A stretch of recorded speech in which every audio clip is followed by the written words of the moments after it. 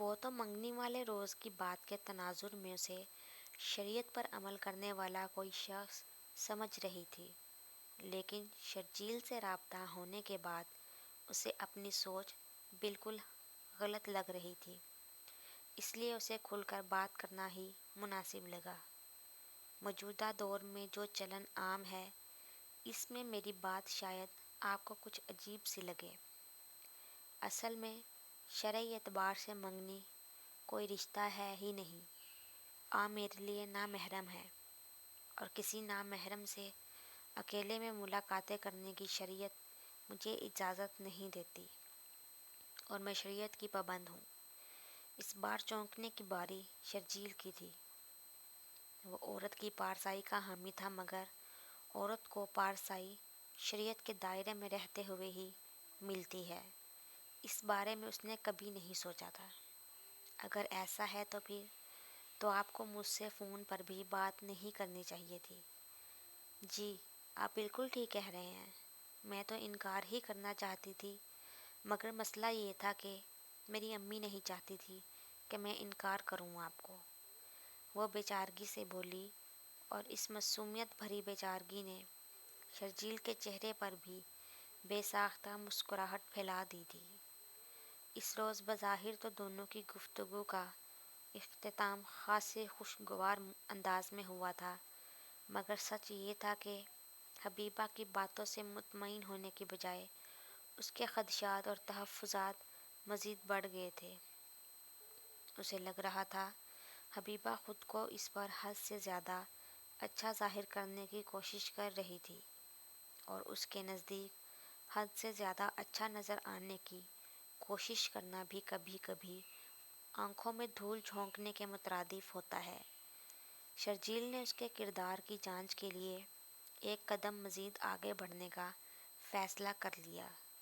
شرجیل نے اس روز کے بعد اسے فون کرنا بالکل چھوڑ دیا تھا، مگر مختصر وقت کے لیے ہونے والے اس رابطے نے بلا شبہ حبیبہ کے دل میں انسیت اور محبت کی شمع جلا دی تھی۔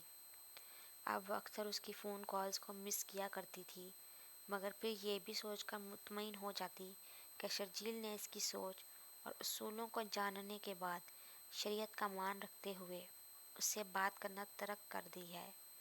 شرجیل سے رابطہ ہونے سے پہلے تک اس کا کوئی خاص مشغلہ نہیں تھا، مگر اب وہ پہروں بیٹھی اس کی باتوں کو سوچ کر مسکراتی رہتی اور اپنی قسمت پر رشک کیے جاتی۔ ردا جب شرجیل کا ذکر کر کے اسے اپنے تئیں تنگ کرنے کی کوشش کرتی تو زچ ہونے کی بجائے اسے انجانی سی خوشی محسوس ہوتی تھی۔ زندگی بہت خوبصورت انداز میں خراما خراما آگے بڑھ رہی تھی۔ تبھی ایک روز اچانک کالج سے واپسی پر ایک دیوانہ سا شخص اس کے سامنے آ کر کھڑا ہو گیا اور دعویٰ کرنے لگا کہ وہ سالوں سے اس سے محبت کرتا تھا، مگر اظہار کرنے سے ڈرتا تھا۔ اچھا تو مسٹر، اب اچانک میرے سامنے آ کر کھڑے ہونے کی ہمت کہاں سے ادھار مل گئی ہے آپ کو؟ وہ لاکھ حجاب کرنے والی مذہبی رجحان کی مالک لڑکی تھی، مگر دبی سہمی اور اعتماد سے عاری بالکل نہیں تھی۔ اپنے مقابل کھڑے خوش پوش ہینڈسم سے شخص کی آنکھوں میں آنکھیں ڈال کر اس نے سوال کیا، میرا نام زینب نذیر ہے، اور آپ کے سوال کا جواب بھی بالکل سیدھا سیدھا ہے، جیسے تیراکی نہ آنے پر بھی کوئی ڈوبتا ہوا شخص اپنی جان بچانے کے لیے ہاتھ پیر مارنا شروع کر دیتا ہے، بالکل اسی طرح محبت کو کسی اور کا ہوتا دیکھنا پڑ جائے تو ہمت آ ہی جاتی ہے۔ کہاں سے آتی ہے یہ البتہ مجھے نہیں پتا۔ اس کی باتوں سے صاف ظاہر تھا وہ حبیبہ کی زندگی پر گہری نظریں رکھے ہوئے تھا۔ یعنی تم جاسوسی کرتے ہو میری؟ وہ دل ہی دل میں قدرے خوف زدہ ہو کر مگر بظاہر ناگواری سے بولی۔ اس روز اتفاقاً ردا کالج نہیں آئی تھی، وہ اکیلی تھی۔ جاسوسی نہیں کرتا، محبت کرتا ہوں آپ سے۔ محبت میں خیر خبر تو رکھنی پڑتی ہے نا۔ حبیبہ کی ناگواری کو خاطر میں نہ لاتے ہوئے وہ اپنے تئیں خاصے مدلل انداز میں بولا تھا۔ حبیبہ کا تو اس کی ڈھٹائی پر دماغ گھوم گیا، وہ تعصب بھری آخری نگاہ اس پر ڈال کر اس کی باتوں کو جوتی کی نوک پر رکھتی آگے بڑھ گئی۔ ایسے چھڑک چھاپ محبت کے دعوے داروں کو اس نے کبھی اہمیت نہیں دی تھی۔